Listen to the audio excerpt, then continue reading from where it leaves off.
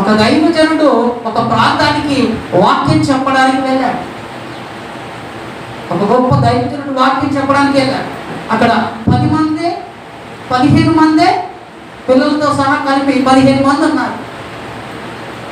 15 సంవత్సరాల తర్వాత మరలా అదే ప్రాంతానికి వాక్యం చెప్పడానికి వచ్చారు. అప్పుడు లక్షలాది జనం ఉన్నారు. ఎంతమంది? లక్షలాది జనం ఉన్నారు.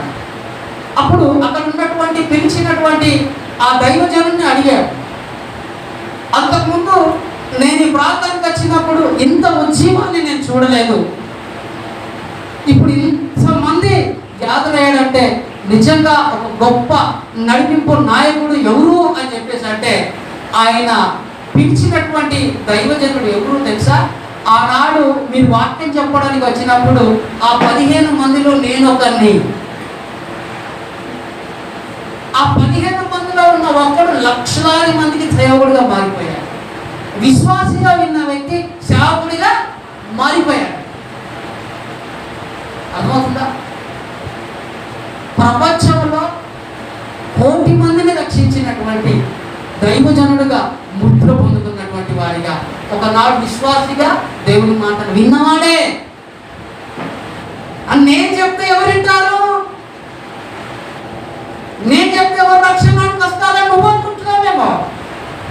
బలహీనులను బలవంతుల మధ్య నిలబెట్టే దేవుడు, వెర్రి వారిని జ్ఞానుల యొక్క నిలబెట్టే.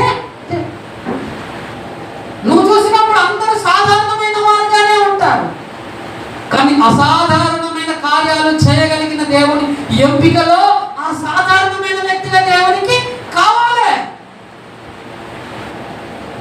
నీ అక్క పిల్లలు, నీ అన్న పిల్లలు, నీ రక్త సంబంధికులు అందరూ నువ్వు చూసినప్పుడు మామూలు వాళ్ళు కనబడతారేమో, కానీ నువ్వు ఎప్పుడైతే రక్షణ స్వార్థను ప్రకటించి దేవుని వరకు నువ్వు చెప్పినప్పుడు వారిలో ఒక్కరైనా రేపు రాబోయే దైవజనులు ఉన్నారేమో, రేపు కాబోయే అద్భుతాలు ఆశ్చర్యకార్యాలు చేయగలిగిన అసాధారణమైన కార్యాలు దేవుని పట్ల లోకానికి చూపించేవారు ఉన్నారేమో. నీ కళ్ళు దృష్టితో చూసినప్పుడు అది మామూలు వ్యక్తులేమో. అర్థమవుతుందా? నువ్వు విత్తు, ప్రకటించు, స్వార్థ చెప్పు, కార్యం ఆయన చేయగలరు.